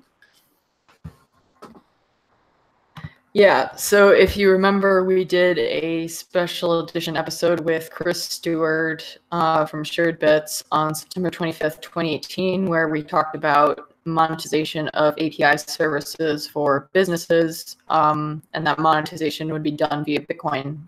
2 days ago, they announced the release of their crypto futures API, which will plug into the Lightning Network in addition to their other API services. And they say, this new service will enable users to query for futures contracts data using our standard channels, tickers, trades, and books. Our initial release will have BitMEX and Kraken. And so using this monetized API, they claim that you will be able to create, refill, and receive refunds for market data subscriptions, which they currently offer for now these two crypto exchanges, but also the National Football League and the National Basketball Association. On both BitMEX and Kraken, they will offer support for the BTC to USD contracts, as well as the ETH to USD contracts. And on BitMEX, they will also offer support for ETH to BTC contracts. And there's some variations in whether they offer support for the monthly, quarterly, or perpetual contracts for each pair. And if you want to find out more about how they work, this or in general how their API services work, there's, I believe, links in the Medium post that go to instructional videos if you're interested in. Yeah, this I am really interested to see, because I think this is like one of those like types of API data feeds that actually does have some kind of monetizable value. And this is kind of just opening the door and seeing, like, are people going to be willing to pay for this kind of stuff? Like, are we actually going to be able to build out and kind of transition into like business models in a way that's profitable and makes sense? And I think, like, this is one of the perfect places to start. Like, anybody who's seriously trading is definitely going to be monitoring prices all over the place. And now you have this to actually start building tools around and putting all of that in a product or software where it's easily accessible and digestible. Like, will people actually use that and pay the tiny fractions to access this data? Yeah, I mean, I like Suredbits, the model as far as, paying for data streams with Lightning Network. That sounds like an actual use case you'll see being built out. And, just doing these futures markets in the spot price. I mean, they've been doing, some sports betting figures and just statistics for different sports. And so now to actually see some of that data being drawn from the space and being used and being sold with Lightning, it's all really interesting. It's good work. All right, I demand more commentary. 7 minutes. Come on, chop people. I mean, we can talk about the shit going on between Jonas Schnelly and Samourai a bit. Yeah. All right, extended Because final thoughts. Extended final thoughts. Okay, so if anyone hasn't seen, Jonas Schnelly has once again brought up a comment from Greg Maxwell that was made many months ago about Samourai Wallet and the fact that they send your addresses back to their server because, as everyone knows or should know if they don't already know, Samourai is a light wallet, which means that in order to offer you the service of the wallet working, they have to send it back to their server. That's just what they do. Luckily, it's over Tor, which we were talking about today. They've enabled native Tor that for sending, broadcasting transactions. But yes, some information from your wallet gets sent back to their server. Now, whether you think that that's a good trade-off to make in your privacy or security model is another question. But I don't think anyone can legitimately argue, as apparently someone has decided to argue today, that Samourai should not be considered a privacy-focused wallet just because that's what they currently do, even though they have plans to let you broadcast Samourai transactions to your own node, and I think they might even build their own node software just for that purpose. But Jonas Schnelli has decided to bring up this comment from Greg Maxwell again, and he says, Samourai wallet, is it true that you send all addresses to back to your server? Now, anyone who hadn't seen the previous tweet that he made many months ago, back in November, would think maybe this is a new thing, but actually they have already addressed this. So for Jonas Schnelli to present it as a question that they have not answered is misleading. He is the one being misleading here. Two, he then, if you actually read further down the thread, I don't know if you want to bring it up, Shinobi, but in the thread he actually says, sending back all addresses to your server is a valid architecture. So he is not saying that wallets should not be doing this. He is saying it's a conflict with privacy. I think Samourai would agree that it's in conflict with privacy, but for his claim to be that they cannot, it's misleading to call them a privacy wallet is, I think, going too far. So it says you're claiming to be a privacy-friendly wallet to thwart censorship, which is misleading to your users. You couldn't not answer with yes, no, which anyway, people can't write tweets. He's basically saying, you can't claim to be a privacy-friendly wallet if you do this, which, okay. So you're just going to throw out all of the other work that they do to improve privacy. Like their main focus is to improve anonymity on chain. Maybe they could do better in terms of the data that you send them that doesn't actually end up on chain. But yes, that's something they can improve. But to say that they're not a privacy wallet, like out of the entire ecosystem of wallets, I think they're one of the most focused wallets in terms of privacy. So I called him out for that. And some people said that, me bringing up stuff with his own company is whataboutism. But the thing is, I wouldn't have brought it up if his allegations hadn't already been addressed in the past multiple times. His main claim is that they are trying to hide this, the fact that they do this. They've said it multiple times on Reddit. They've now said it multiple times on Twitter. I don't think they're doing a very good job of hiding it, if that's their intention, as they keep answering this question over and over again. So I don't exactly know what Schnelli's intentions are with repeatedly bringing this up. If I was in his position, I would say, well, Samourai wants to build a hardware device, or at least build software to work with a hardware device so that people can connect to their own node in order to fix this issue of, privacy with Samourai servers. So I would say, I'm working at a company who's building hardware devices and working on node software. Why don't I partner with them to help them with that? See, that's what a business person would do. They would say, they have a specialty in building privacy-focused Bitcoin wallets. We supposedly have a specialty in building hardware devices. Let's team up and fix this problem. But no, instead he would like to criticize these, he's criticized Casta, and regardless of whether that's legitimate or not, he's criticized a bunch of wallets recently, apparently not with the goal of working with them, unless that's a very weird way of getting across that intention. But I'm really disappointed with the way that this has been handled. And seriously, are we really going to say that Samourai wallet calling itself a privacy wallet is misleading?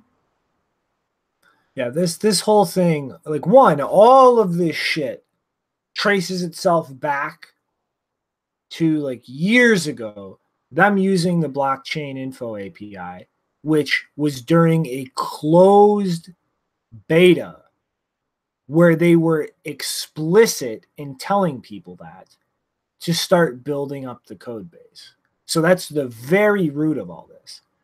And like the recent shit, it's like there is on-chain privacy. There is the privacy of linkages on the blockchain, and then there's privacy on a network level.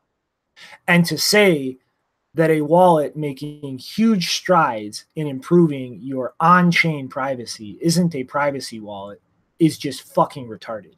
Let alone the fact that, because I don't give a shit about flipping this on Jonas, the guy who made a hardware wallet with a secure chip that literally did not even use the fucking security properties of that chip to secure the hardware wallet.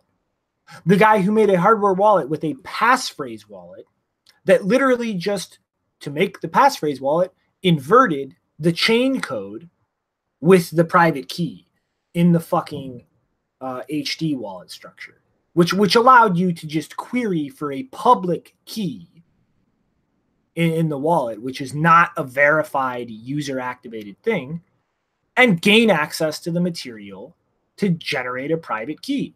So if you queried the public keys from the main wallet, you could generate the private keys for the fucking passphrase wallet, and vice versa.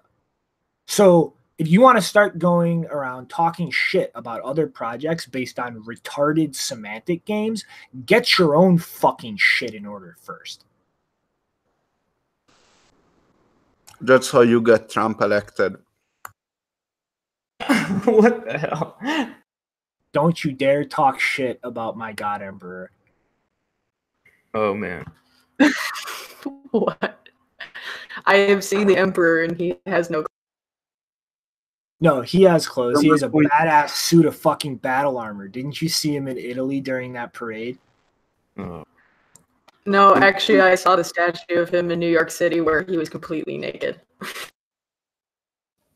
My point was that there was a topic at hand about someone saying something bad about something else, and then Shinobi came with, okay, but your product is more fucked up. I mean, what's the connection, right?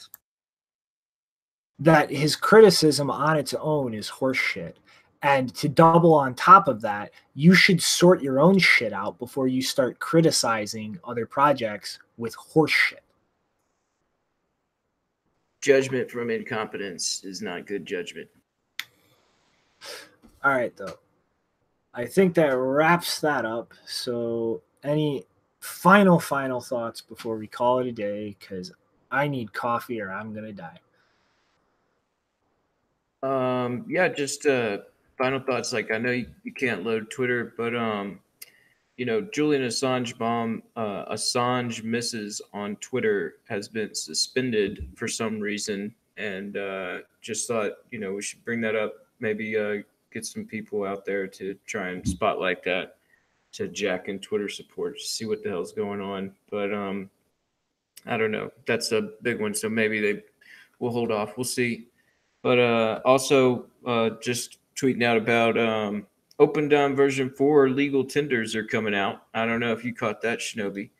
So that's something that's pretty cool that went on. Just a little tidbit. And last little bit is go to your meetup. And thanks, chat, for killing it today. The troll box has been active as hell. It's been fun. Keep it in your pants, you fucking perverts. My final thoughts are about the chat too, that Alex A was dominating the chat today. And he had a compliment for Janine. I mean, this will all the respect for Janine, but I just realized that females with robot voices turn me on. What? Where? So, I don't even see that comment. Where is it? Way up. Okay, I'm missing some early comments because I don't see that. Oh well. You do kind of sound like a robot a little bit with that. But yeah, I guess Alex A, he likes that. Okay, whatever. Yes, final thought is deal with your own stuff first. And I wish we could have an episode where there wasn't swearing. Never gonna fucking happen. Yeah. All right. Alrighty, meme loading, commencing. All right, guys. I just, want to say I've noticed a big trend growing in this ecosystem. A lot of brand obsession. Got to monetize the brand. So I just want to announce that starting next Friday, we are going to officially be launching the Block Digest Snorkel. This will allow you to defend yourself against any people attempting to torture you to gain access to your private keys through either waterboarding or dunking your head in a barrel full of water. It is a foolproof way to increase the security of your Bitcoins. We're looking forward to your pre-orders, everybody, and we will see you all on Sunday. Later, everyone. Adios. Hey there.